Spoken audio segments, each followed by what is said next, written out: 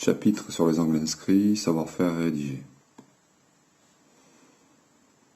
Soit les points A, B, C appartenant à un cercle, on a l'angle ACB qui est égal à 32 degrés. Calculer l'angle AOB. L'angle au centre AOB.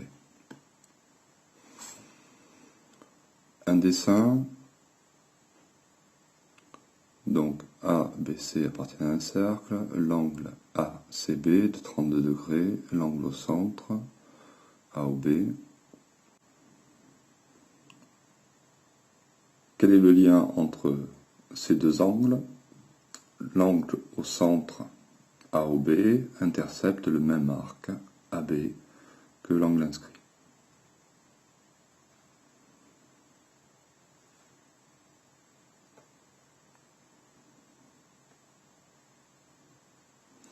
Comme ils interceptent le même arc, l'angle au centre AOB est égal au double de l'angle inscrit ACB.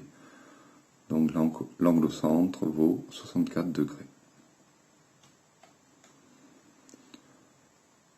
Construire un hexagone régulier de centre O et de sommet A tel que la distance de O à A soit égale à 4. Donc on prend un point O, on mesure à distance 4 cm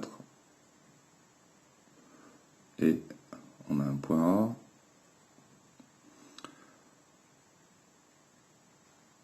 Pour construire cet hexagone régulier, on va se servir de la propriété qui dit que les angles au centre, on peut en mesure, donc 360 divisé par 6, c'est-à-dire 60 degrés. Ainsi, l'angle au centre AOB a pour mesure 60 degrés. Or, le triangle AOB est un triangle isocèle en haut, puisque OA et OB sont deux rayons.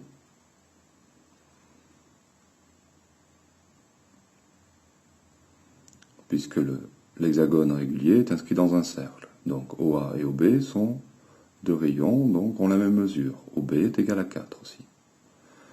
Donc c'est un triangle isocèle en haut.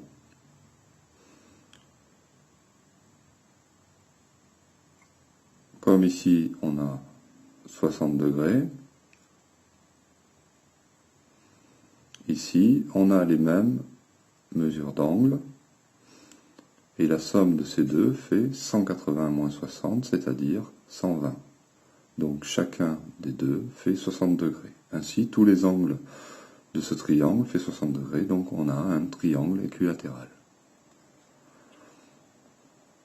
Donc on va se servir de ça pour tracer l'hexagone régulier. On va tracer des triangles équilatéraux.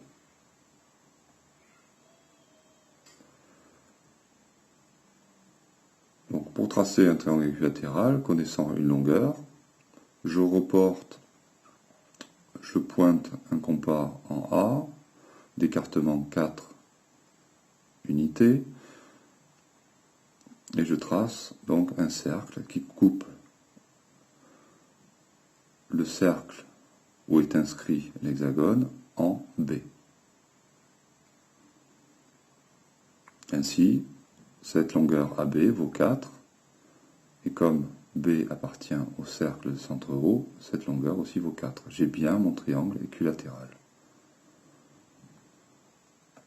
Et je continue ainsi, je pointe ensuite mon compas en B en gardant le même écartement, et je trace un autre point, et ainsi de suite, je trace tous les points, tous les sommets de mon hexagone.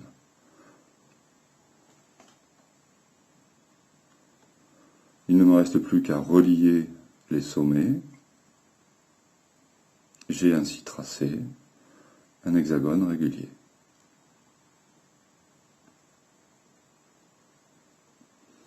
Construire un triangle équilatéral de centre O et de sommet A, tel que OA est égal à 4.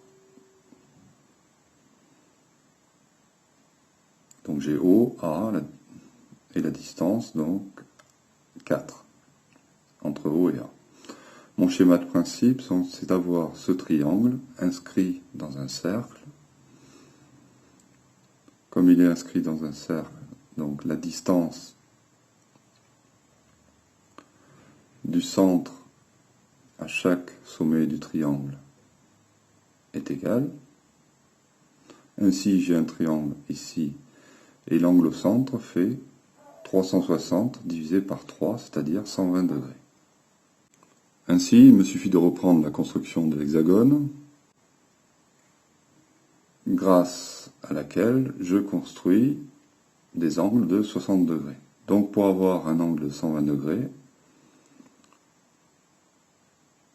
c'est en fait deux angles de 60 degrés. Ainsi, il suffit que je relie un point sur deux pour avoir un angle au centre de 120 degrés et ainsi construire mon triangle équilatéral.